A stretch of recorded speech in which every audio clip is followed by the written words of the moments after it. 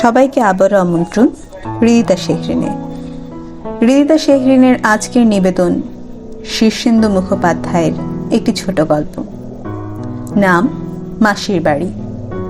শুরু হচ্ছে শীর্ষেন্দু মুখোপাধ্যায়ের মাসির বাড়ি।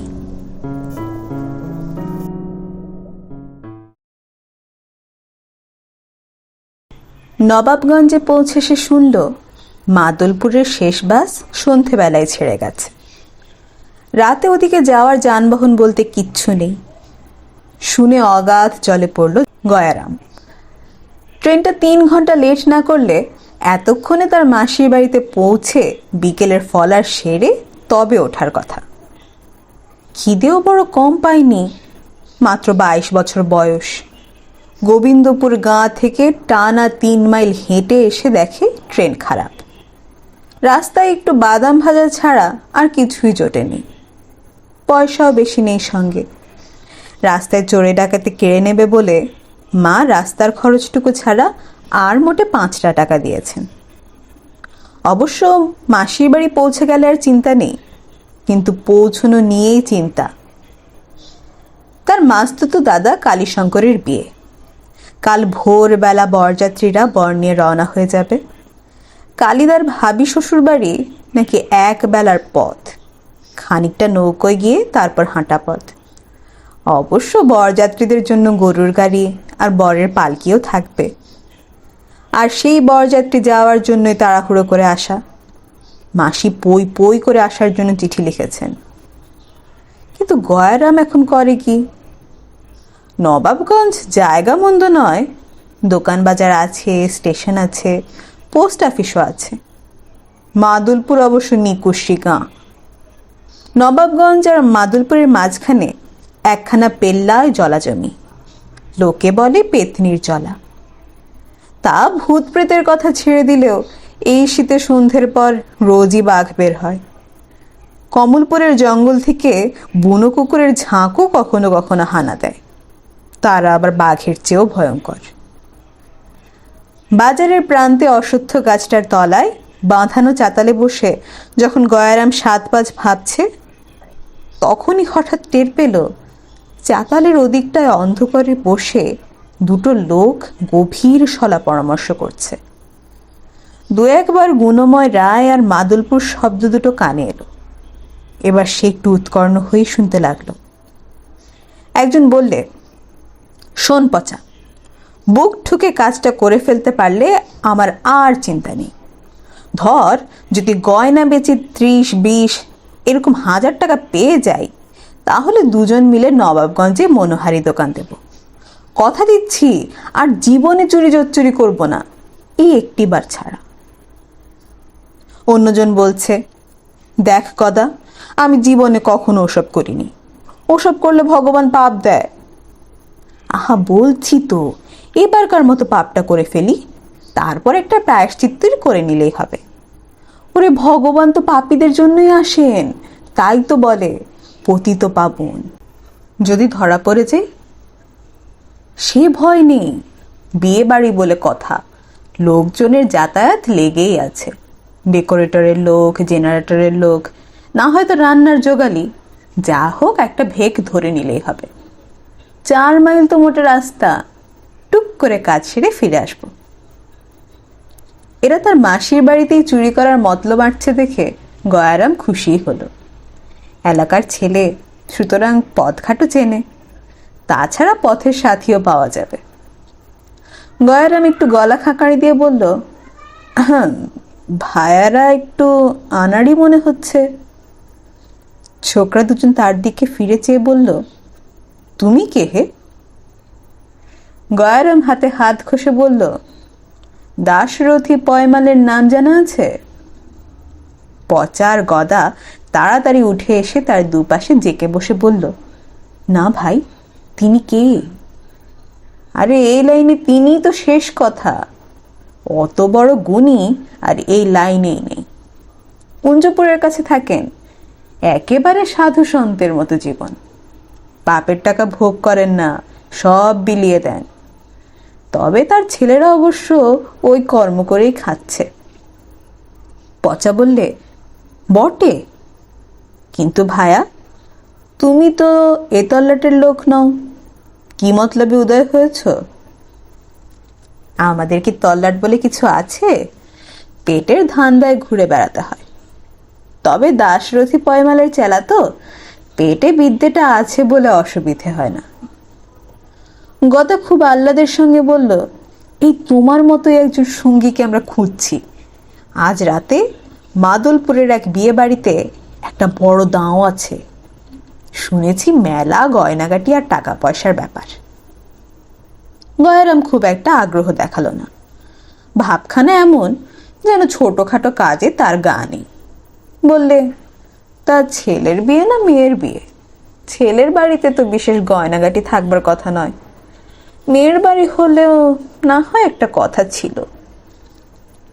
পচা মাথা চুলকে বললে, তা ছেলের বাড়ি বটে, তবে গুণময় রায় ব্যাংক থেকে 5 লাখ তুলেছে আর মদন শেখরাকে বিস্তর গয়নার বরাত দিয়েছে। এটা পাকা খবর। গয়রাম বললে, রাস্তা চেনা আছে? শুনেছি মাদুলপুর যেতে নাকি বড় একটা জলা পড়ে। আহা, ওসব তোমাকে ভাবতে হবে না। রাত বিরেতে আমাদের ওদিকে প্রায় যাতায়াত করতে হয়। গয়ারাম নিশ্চিন্তের শ্বাস ফেলল। যাক বাবা, 4-5 মাইল রাস্তা যে এই অন্ধকারে একা ঠেঙাতে হবে না, এই যথেষ্ট। গয়ারাম বলে, তা না হয় হলো, কিন্তু পেটে যে ছুঁচো ডন মারছে, খালি পেটে কি আর হাত পা সচল থাকে? এবার গদা বলল, তার আর ভাব নাকি, এই বাজারেই আমার পিসে মশাইয়ের পাইস হোটেল। আমি এবেলা ম্যানেজারি করেছি, খাওয়ার ভাবনা নেই। গয়ারাম ফের আরামের শ্বাস ছাড়ল। ভগবান একেবারে ছাপ্পড় ফুঁড়ে দিচ্ছেন। তা খাওয়াটা মন্দ হলো না। ডাল ভাত আর নিরামিষ তরকারি, সঙ্গে 1 বাটি মাংস। চেটে পুটে খেয়ে 3 জন রওনা হয়ে পড়ল। পেতনির জলামাঠ ঘোর অন্ধকার, তবে পচার গদা পথঘাট ভালোই চেনে।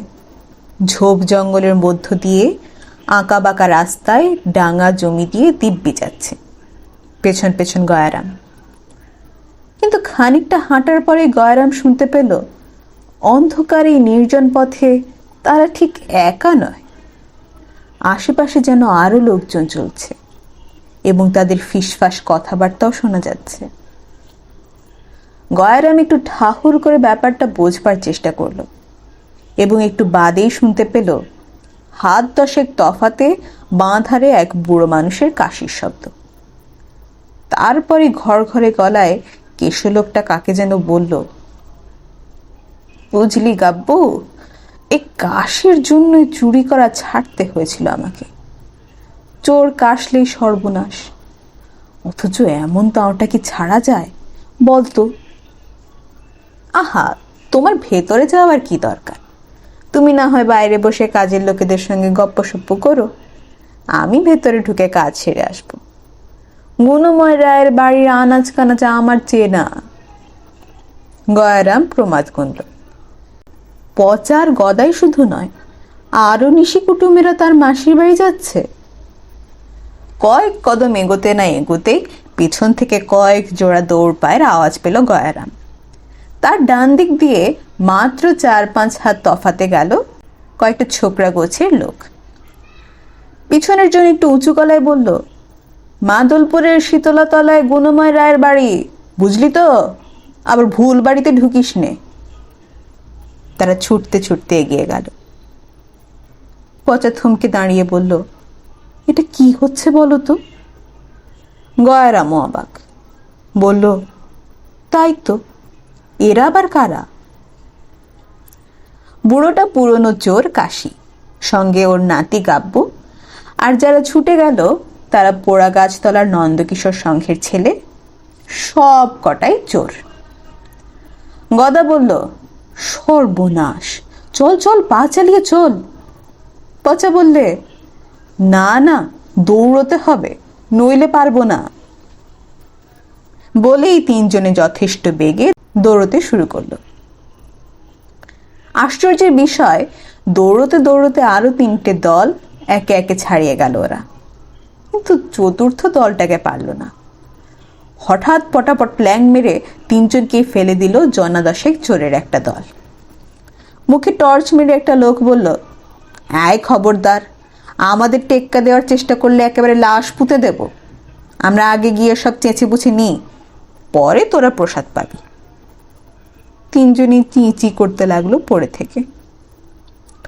সব শেষে ঘন্টা দেড়েক বাদে যখন তারা মাদুলপুরে পৌঁছলো, তখন তাদের দম বেরিয়ে যাওয়ার অবস্থা। কিন্তু মাদুলপুর পৌঁছে ওদের চক্ষু চড়ক কাজ। রাত 9টা বেজে গেছে। এই সময় তো গাগঞ্জের লোকেদের নিশুতি রাত। কিন্তু কোথায় কি, গাঁয়ে ঢোকার মুখেই বটতলায় বেশ কয়েকটা হ্যাজাক চলছে, আর সারি সারি টেবিল চেয়ার পেতে গায়ের ছেলে ছোকরারা বসে কিসের যেন টিকিট বিক্রি করছে। বিভিন্ন টেবিলের সামনে লাইন দিয়ে দাঁড়িয়ে অনেক লোক টিকিট কাটছে। গয়ারাম অবাক হয়ে একজনকে জিজ্ঞেস করলো, এ কিসের লাইন দাদা?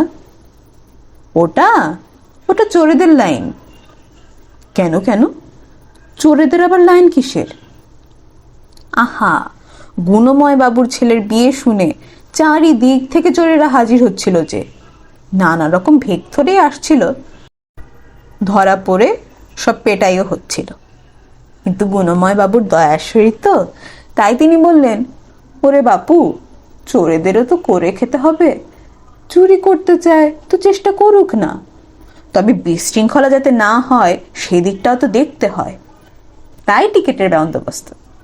2 টাকার টিকিট কাটলে চুরি করার জন্য 1 ঘন্টা সময়, তবে চুরির সময় ধরা পড়লে 5 টাকা ফাইন। পচার গদা করুণ মুখে বলল, আমরা কি পারবো? কত বড় বড় নামজাদা সব চোরেদের দেখতে পাচ্ছি। গয়ারামও দমে গিয়ে বলল, তাই তো। অগত্যা টিকিট কেটেই তারা 3 জনে গাঁয়ে ঢুকলো। গিয়ে দেখে গুণময় বাবুর বাড়ির সামনেও বেশ লম্বা লাইন। বাড়ি না বলে প্রাসাদ বলাই ভালো। পেল্লায় বাগান, 2 মহলা বাড়ি, চারিদিকে দাসদাসী, লোক লস্করের অভাব নেই। চোরেদের সঙ্গে লাইন দিয়ে নিজের মাসির বাড়িতে ঢুকতে গয়ারামের প্রেস্টিজে লাগছিল, কিন্তু উপায় কি? সুতরাং পচা এবং গদার পেছনে সেও লাইনে দাঁড়িয়ে দেখতে লাগলো। একটা ছোকরা চোর একটা শশা আর একটা পাতিলেবু চুরি করে বেরিয়ে এলো। একজন আধবুড়ো লোক একটা পুরনো গামছা পেয়ে সেটা পতাকার মতো নাড়তে নাড়তে বিদেয় হলো। একজন একটা নারকোল পেয়ে সেটাকে চুমু খেয়ে সবাইকে হাত উঁচু করে দেখালো। একজন পেয়েছে 1 মুঠো কাঁচা লঙ্কা, মুখখানা তার ভারী বেচার। বুড়ো চোর শশীপদ এখন চোখেও কম দেখে, কানেও কম শোনে। সে এক গাছে ঝাঁটা হাতে বেরিয়ে এসে বিড় বিড় করতে করতে খুঁড়িয়ে খুঁড়িয়ে বাড়ি মুখ হলো। তবে এরই মধ্যে একটা চোর একখানা তাঁতের শাড়ি বগলে নিয়ে হাসতে হাসতে বেরিয়ে আসতেই পচা বলল, ওই যে, ওটাই হচ্ছে গাঁয়ের মধ্যে সবচেয়ে প্রতিভাবান চোর, ফটিক। ঘণ্টাখানিক বাদে তাদের পালা আসতেই 3 জন হুড়মুড় করে ঢুকে পড়ল বাড়ি ঘর দালানের মধ্যে। সামনেই মেসোমশাই গুণময় রায়কে দাঁড়িয়ে থাকতে দেখে গয়ারাম তাড়াতাড়ি গিয়ে প্রণাম করল। কিন্তু গুণময় বাবু তাকে মোটেই পাত্তা না দিয়ে বললেন, অতি ভক্তি চোরের লক্ষণ। মেসোমশাই, আমি গয়ারাম। আয়ারাম গয়ারাম কতজনকে তো দেখছি রে বাপু। ভাগ্য ভালো, ঠিক এই সময় মাসি কি একটা কাজে মেশোকে ডাকতে এসেছিলেন। গয়ারাম চেঁচিয়ে উঠল, মাসি। মাসি হাঁ করে তার দিকে একটু চেয়ে থেকে বললেন, মরণ, তুই এই চোরেদের দলে কেন রে মুখ পোড়া? তোর চেহারাটা তো চোরের মতো দেখাচ্ছে। আয় আয়, ঘরে আয়, দেখো দেখি মুখখানা একেবারে শুকিয়ে গেছে। পচার গদা গয়ারামের কাণ্ড দেখে হাঁ। পচা বলে উঠল, সে কি ভায়া, তুমি চোর নও? ভারী লজ্জা পেয়ে গয়ারাম আমতা আমতা করে বলল, ইচ্ছে যে ছিল না তা নয়, তবে এ যাত্রায় আর হয়ে উঠল না ভায়া, তোমরা বরং চেষ্টা করে দেখো। পচার গদা ভারী দুঃখিত হয়ে তার দিকে চেয়ে রইল। গদা বিড়বিড় করে বলল, নেমখার আমার কাকে বলে?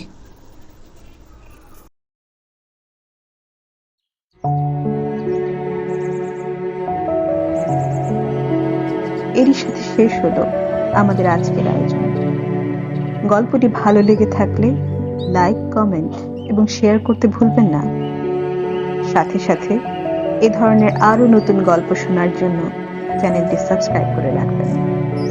দেখা হচ্ছে নতুন কোনো গল্পে। সে পর্যন্ত ভালো থাকুন, সুস্থ থাকুন এবং হৃদিতা শেহরিনের সাথেই থাকুন।